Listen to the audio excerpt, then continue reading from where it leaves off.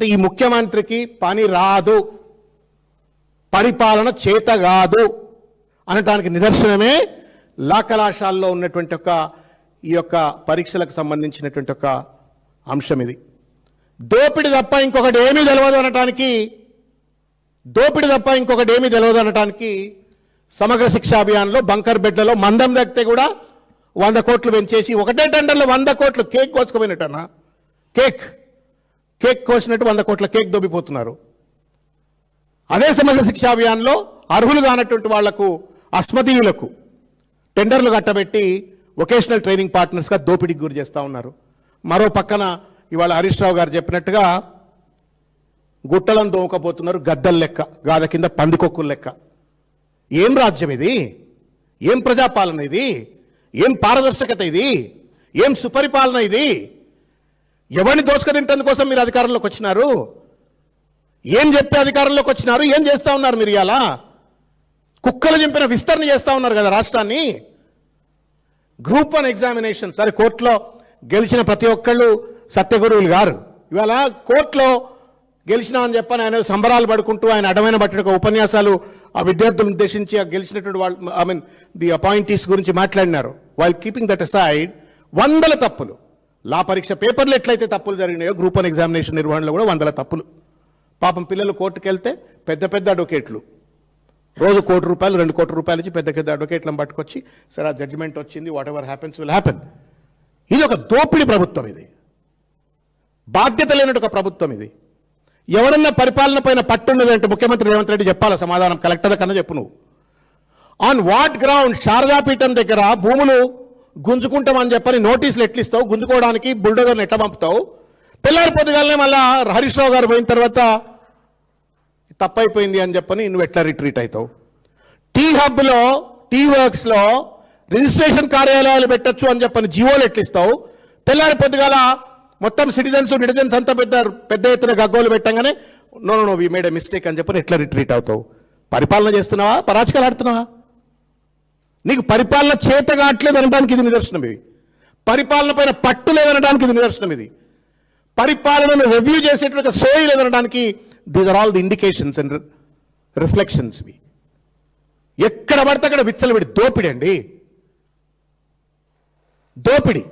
లగచర్ల విధ్వంసాలు, వెలుగుమట్ట, ఖమ్మం విధ్వంసాలు, గాంధీ విగ్రహం పేరు మీద దోపిడీ, విధ్వంసం, 5,000 కోట్లతో 1,50,000 కోట్ల రూపాయల ప్రాజెక్ట్ అని చెప్పని అదానికి కట్టబెట్టి అక్కడ దోపిడీ చేయాలా? మళ్ళా ఇండ్లను విధ్వంసానికి గురి చేయాలా? ఏం పాపం ఇది? పండుగ పూట ఇటువంటి ఒక పరుషమైన పదజాలంతో మాట్లాడటానికి నాకు కొంత సంశయం అనిపించినప్పటికీ కూడా తప్పనిసరిగా మాట్లాడుతూ ఉన్నాను.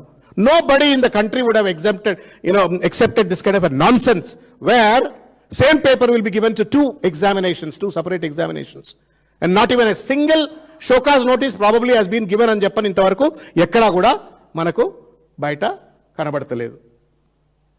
ఎవడు బాధ్యుడు మరి? ఇది బయటకు వచ్చింది అయితే లోపల ఎంత గుడిపుటాన్ని జరుగుతూ ఉంది, ఏ పరీక్షలలో ఎంత గుడిపుటాన్ని జరుగుతూ ఉంది. పరిపాలన చేత కాకపోతే రేవంత్ రెడ్డి దిగిపోవా?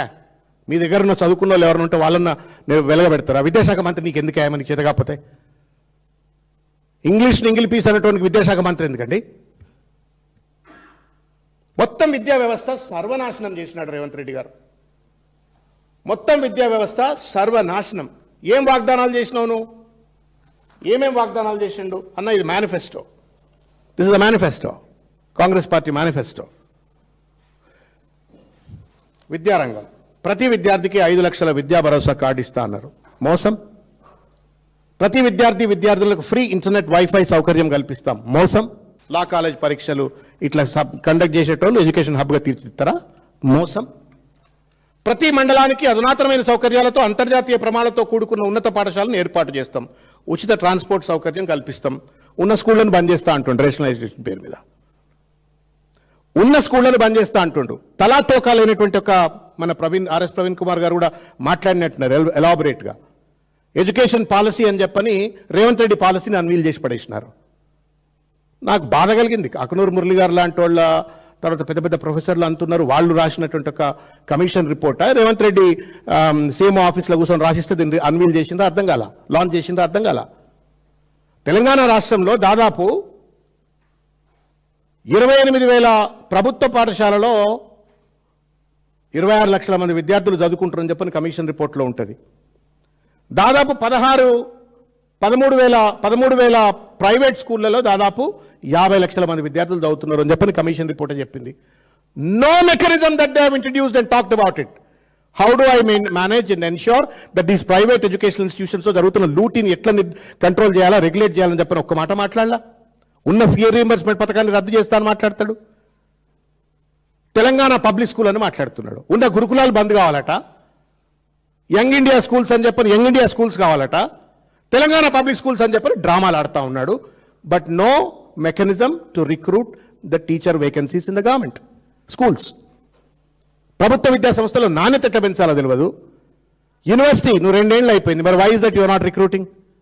కేసీఆర్ గారి హయాంలో రిక్రూట్మెంట్ జరగలేదని చెప్పని నెత్తి మీద నోరు పెట్టుకొని మొత్తుకున్నావు కదా. నువ్వు వీసీలను అపాయింట్ చేసినావు, మరి ఎందుకు vacancies నింపట్లేవు?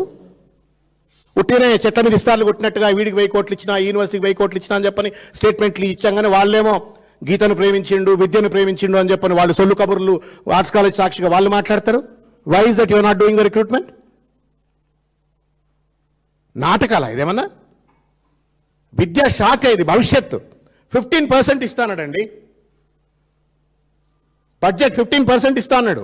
We are the lowest in the country. విద్యకు బడ్జెట్ కేటాయింపు లోయెస్ట్ ఇన్ ద కంట్రీ. 10,000 కోట్ల రూపాయల ఫీ రియంబర్స్మెంట్ ఇవాళ బాకీ ఉంది. కళాశాలలకు సంబంధించిన వాళ్ళు ఆత్మహత్యలు చేసుకునే పరిస్థితి ఏర్పడ్డది. విద్యార్థులు ఆత్మ న్యూనతాభావంతో ఇవాళ కాలేజీలకు పోతున్నారు, ఫీజులు కట్టమని చెప్పని వాళ్ళపైన ఒత్తిడి తెస్తే. కోర్సులు కంప్లీట్ అయినాక సర్టిఫికేట్ ఇస్తలేరు కాలేజీలో, ఎందుకంటే ఫీ రియంబర్స్మెంట్ రాలే, వచ్చినాకనే ఇస్తామని చెప్పని. ఎవరి జీవితాలతో చెలగాటలాడుతూ ఉన్నారు రేవంత్ రెడ్డి గారు విద్యాశాఖ మంత్రిగా? మీరు ఎవరిని ఉద్ధరిద్దామని విద్యాశాఖను మీ దగ్గర పెట్టుకున్నారు? ఒక వెరీ ప్రైమ్ సెక్టర్, అది ప్రైమ్ డిపార్ట్మెంట్. రాష్ట్ర భవిష్యత్తు, దేశ భవిష్యత్తుకు ముడిపడ్డటువంటి ఒక శాఖను నీ కింద పెట్టుకొని గింత అడ్డమైనటువంటి ఒక శాఖలు చేస్తూ ఉంటే, చిల్లర వ్యవహారాలకు పాల్పడతా ఉంటే, దోపిడీకి పాల్పడతా ఉంటే, విచ్చలవిడి అవినీతికి పాల్పడతా ఉంటే ఎవడు అడగాలి నిన్ను?